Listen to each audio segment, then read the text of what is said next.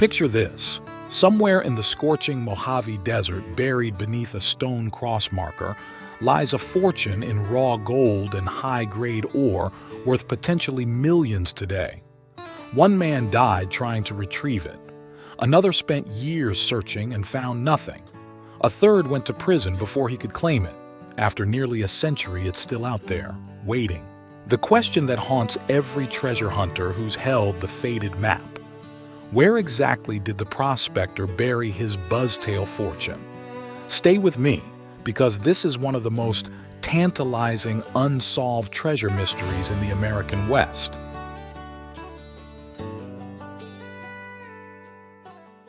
Welcome to Southwest Desert, where adventure meets the arid beauty of the American Southwest.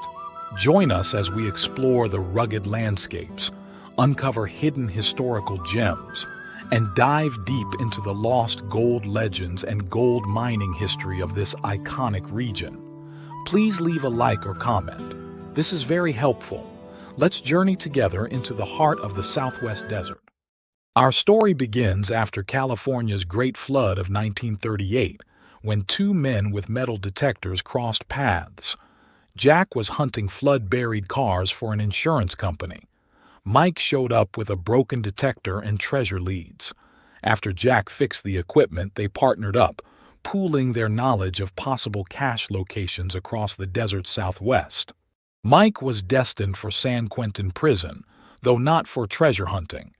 Before the law caught up, he passed along something extraordinary: a treasure map leading to a prospector's emergency cache, buried in desperation during summer 1926. That cache? Pure gold and over 200 pounds of ore so rich it fit the old-timer's description of dream rock. Rewind to late 1925. Deep in the Panamint Range west of Death Valley, a lone prospector struck pay dirt. He'd discovered a profitable gold stringer and worked it using a Mormon mill, a tree-bent pestle that let one man crush ore by hand. Back-breaking work, only done when ore was rich enough to process far from civilization. The prospector ground out enough gold to fill two leather pouches cut from an old boot. One completely full, the other about a third. Not bad for solo work. But winter approached. Supplies ran low, and the desert below was becoming a furnace. He packed his gold and headed to Indian Spring. Here's where smart prospecting turned legendary.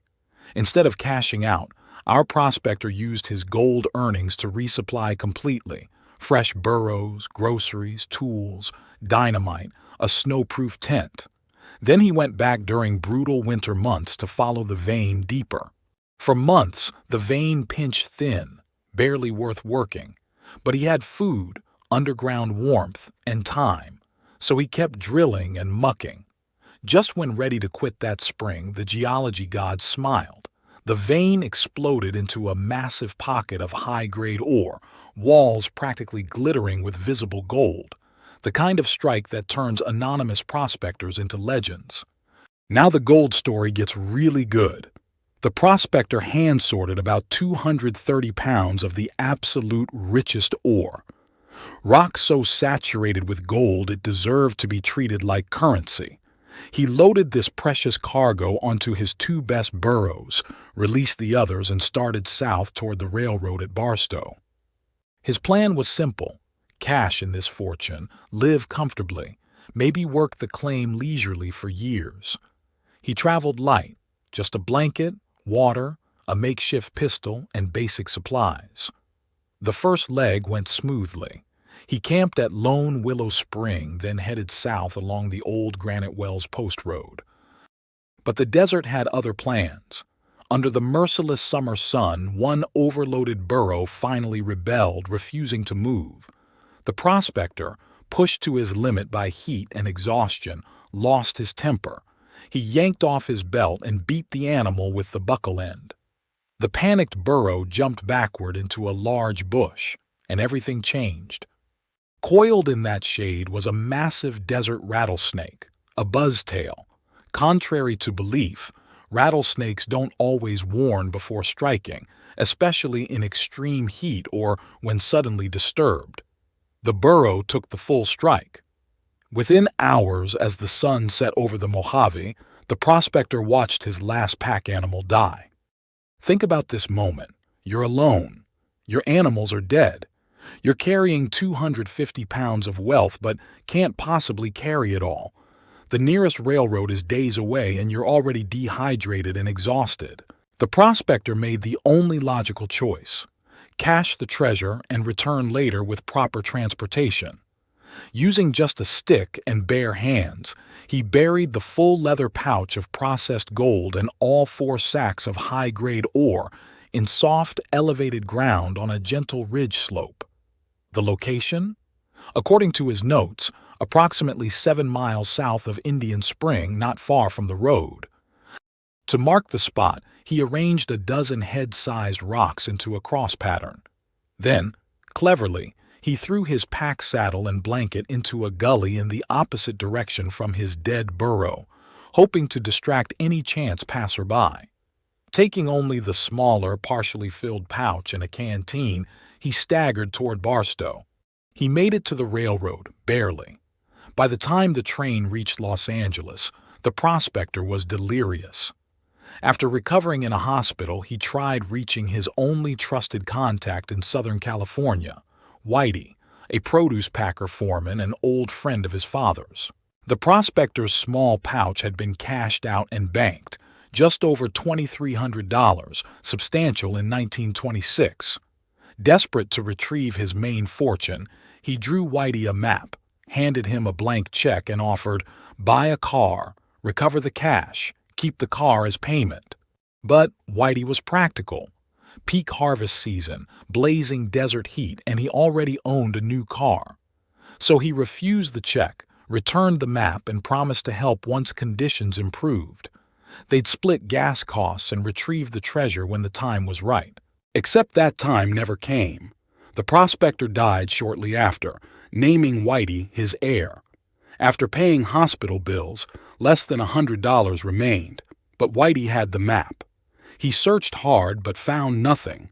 Years later, when metal detectors were invented, the manufacturer connected Whitey with Mike.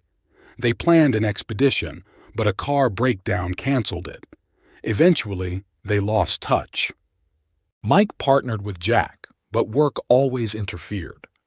Just before Mike took what he called a long trip, actually a criminal venture landing him in San Quentin, he gave Jack the map with a promise to send a cut if he found the gold. Here's where the mystery deepens. Years after Mike's imprisonment, Jack tracked down Whitey in a Central Valley packing shed. Ironically, Whitey was covered head to chest in jet black curly hair. The nickname was a joke. But Whitey verified most of Mike's story with one critical exception. He insisted the map said 9 miles west of Indian Spring, not 7 miles south. That's a massive difference, completely different search areas. Whitey had been so convinced that he'd hired a crew and dug a massive circular trench with a 45-foot radius around what he believed was the Stone Cross marker, about 1.5 miles north of Granite Wells. They found absolutely nothing. Jack conducted exhaustive searches, walking and riding a trail bike over countless ridges, analyzing the map from every angle, even making a reverse carbon tracing. Nothing. And here's the kicker. 7 miles south of Indian Spring places you dead center in Superior Dry Lake, and Jack swears there's no marker cross on ridges 7 or 9 miles in either direction. Adding to frustration, the military claimed the entire area from Superior Dry Lake to the Owl Holes for an aerial gunnery range. The land remains restricted, making legal searches nearly impossible. Yet Whitey's enormous excavation remains visible, proof someone believes strongly enough to invest serious labor. So what happened to the gold? The map could be wrong. Jack received a tracing of a tracing, worn and wrinkled from years of handling. Critical details might have been lost in multiple copyings. The directions could have been corrupted through oral retellings. Did the delirious prospector confuse directions? Was transcription inaccurate? Or did Whitey misremember south as west over the years? Someone else might have found the cache decades ago, before any treasure hunters knew the story. An anonymous traveler could have spotted the stone cross, investigated, and walked away with a fortune.